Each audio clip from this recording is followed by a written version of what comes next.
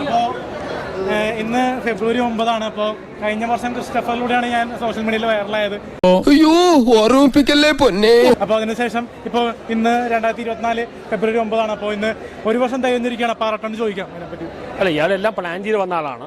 ഇയാളെ സമ്മതിച്ചു കൊടുക്കണം. ഇയാളുടെ ഒരു കഴിവാണ്. ഇയാൾ ഭയങ്കര തൊലിക്കെട്ടുള്ള മനുഷ്യനാണ്. എത്ര ആൾക്കാർ നിരുത്സാഹപ്പെടുത്താൻ വീടില്ല. പുള്ളിക്ക് ലക്ഷ്യമുണ്ട് സിനിമയിൽ കയറാറുണ്ട്. നിന്റെ 16 വളരെ ബുദ്ധിമാനായ ആൾ തന്നെയാണ്. നിങ്ങൾ വിചാരിക്കുന്ന പോലെ പൊട്ടനോ ഭ്രാന്തനോ ഒന്നല്ല. അത് ഞങ്ങൾ തമ്മിൽ ഇടയ്ക്ക് ഞങ്ങൾ തമ്മിൽ അണ്ടർസ്റ്റാൻഡിംഗ് അല്ലേ. എന്താണ് ബുദ്ധി ഈ തല വെളി കാണിച്ച് അടക്കല്ലേ പണ്ടാരെ. ഞങ്ങൾ തമ്മിൽ യാതൊരു കുഴപ്പമൊന്നുമില്ല. എന്തായാലും വരാൻ പോകുന്ന കുറച്ച് ഷോർട്ട് ഫിലിമാണ്, അതിനെപ്പറ്റി പറയാം. ബ്ലഡി നൈറ്റും നേരും ഷോർട്ട് ഫിലിം വരാൻ പോകുന്നുണ്ട്. അപ്പോൾ അത് കാണാൻ ശ്രമിക്കുക. പിന്നെ തലേദിവസം ഷോർട്ട് ഫിലിം വൻ വിജയമാണ്. അതിനെപ്പറ്റി വല്ലതും പറയാനുണ്ടോ നിങ്ങൾക്ക്? പന്നിയുടെ തലമണ്ട അടിച്ച് പൊളിക്കാൻ വേണ്ടത്.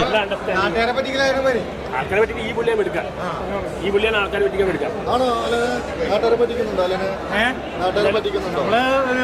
പ്രഹസനം കാണിക്കുമ്പോൾ അത് ജനങ്ങൾക്ക് എത്തുന്നു. നിനക്ക് വല്ല പ്രാന്തണ്ട ഈ ഉളകളോട് വർത്താനം പറയാൻ? ഇവന്മാരെ നിനക്ക് ശരിക്കും മനസ്സിലായിട്ടില്ല? ഇല്ല.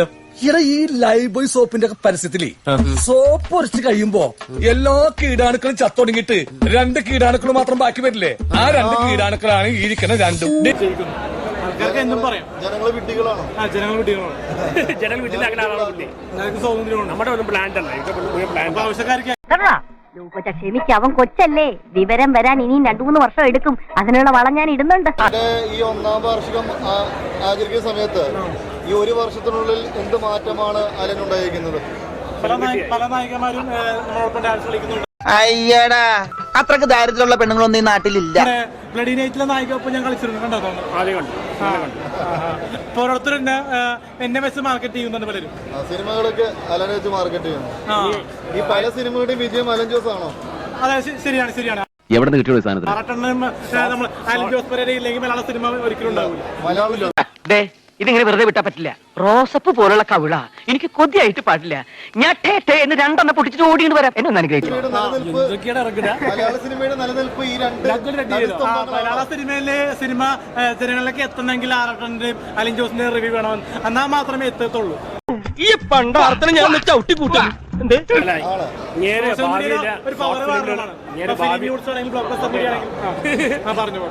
ഭാവിയിൽ ഷോർട്ട് ഫിലിമിന്റെ സൂപ്പർ സ്റ്റാർ ആവാൻ സാധ്യതയുണ്ട്. നിന്റെ മരണം എന്റെ കൈകൊണ്ടായിരിക്കും. അടുത്ത വർഷം ഫെബ്രുവരി 9 ആകുമ്പോൾ ഫിലിമിൽ കയറട്ടെ. നല്ല പെണ്ണും കിട്ടണ്ട.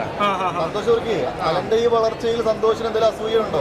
എന്തിനാ അസൂയ വേണ്ട ആവശ്യം? അങ്ങനെയാണ് ഞാൻ ആദ്യമേ പ്രൊമോട്ട് ചെയ്ത ആളല്ലേ. എന്നോട് പണ്ട് പറഞ്ഞു എന്തിനാ പ്രൊമോട്ട് ചെയ്യണം. സന്തോഷേട്ടനോട് പറയാനുള്ളത് മറ്റേ എന്റെ ഒരു ഇന്റർവ്യൂ ഉണ്ടായിരുന്നു കഴിഞ്ഞ ദിവസം ജാങ്കോ സ്പേസിൽ.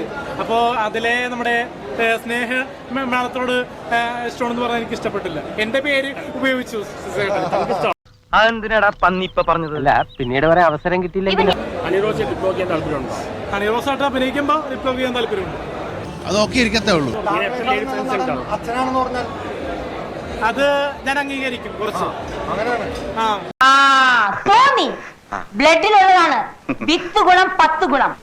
ലോറൻസ് പെരേരയെ ഞാനാണ് പുള്ളിനെ അഭിനയിപ്പിച്ച് കൊണ്ടുവന്നത്. ഞാനാണ് ഭീഷണിപ്പെടുത്തി പുള്ളിനെ അഭിനയിപ്പിച്ചത്. എടാ ഉഗ്ര, എനിക്കൊരു ഉപകാരം ചെയ്യൂ. പറ. നീ വാ പൊളിക്കരുത് പ്ലീസ്. നേരെ സ്വന്തം കൈകൊണ്ട് വന്ന ആളാണ്. ആണല്ലേ? ഔട്ടായാലും ഇയാളെ എനിക്കില്ല. ഇയാളുടെ തൊലിക്കെട്ടി ഭയങ്കര.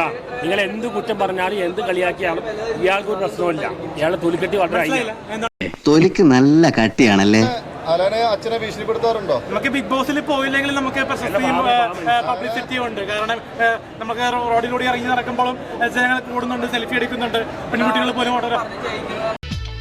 എല്ലാം വിധിയുടെ വിളയാട്ട്. സിനിമാ രംഗത്തേക്ക് ഒരു പ്രവേശനമുണ്ട് ചെറുതായിട്ട്. നമ്മുടെ once upon a time Kochi എന്ന സിനിമയിൽ അത്യാവശ്യം പെർഫോമൻസ് ഉണ്ടാവും. അപ്പൊ അത് വിലയിരുത്തി നിങ്ങളുടെ മീഡിയക്കാരെ അത് പ്രസ് മീറ്റ് വിളിക്കാം. അത് കഴിഞ്ഞിട്ട് വേണ്ട കണ്ടാത്തോണ്ട. പിന്നെ ബ്ലഡി നൈറ്റ് എന്ന ഷോർട്ട് ഫിലിം നല്ല വിവാദമുള്ള ഷോർട്ട് ഫിലിമാണ്. ആറട്ടെണ്ണ ആദ്യമായിട്ടാണ് ആറട്ടെണ്ണ സന്തോഷ് റീക്ക് പെണ്ണ് വരില്ല എന്ന സംഭവം ഇതോടെ നിർത്തി. കാരണം അതിൽ നല്ല സെക്സ് റിലേറ്റഡ് ആയിട്ടുള്ള ഷോർട്ട് ഫിലിമാണ്. അത് ഇന്റിമസി സീനൊക്കെ ഒറിജിനലാണ്. പെണ്ണ് തന്നെയാണ് ചെയ്തിരിക്കുന്നത്. നാണം വന്നപ്പോ സാറ്റ് കളിക്കണ്ട. സാറ്റേ എനിക്ക് നാണാവുക. അമ്മ സംഘടനക്കാർ വരെ ചർച്ച ചെയ്യുന്നുണ്ട്. അവരൊക്കെ പറയുന്നത് മലയാള സിനിമയിൽ 2 കൈതകളാണെന്ന് പറയുന്നുണ്ട്. അതൊക്കെ പറഞ്ഞതും റിവ്യൂ കാരണമല്ലേ. കൈതേ എന്ന് പറയുന്നത് അതൊരു മൃഗമല്ല, അതിനും ജീവനില്ല. മനുഷ്യര് മൃഗങ്ങൾ രണ്ട് തരം മാത്രമേ ഉള്ളൂ, മൃഗങ്ങൾക്കും ജീവനുണ്ട്. ലോകത്തിലേക്ക് ഏറ്റവും വലിയ അലവലാതിക്കുള്ള ഒളിമ്പിക് സ്വർണം നിനക്ക് കിട്ടുമെന്നായിരുന്നു എന്റെ പ്രതീക്ഷ. പക്ഷെ ഇപ്പൊ മനസ്സിലായി നിനക്ക് വെള്ളിയേ കിട്ടുള്ളൂ.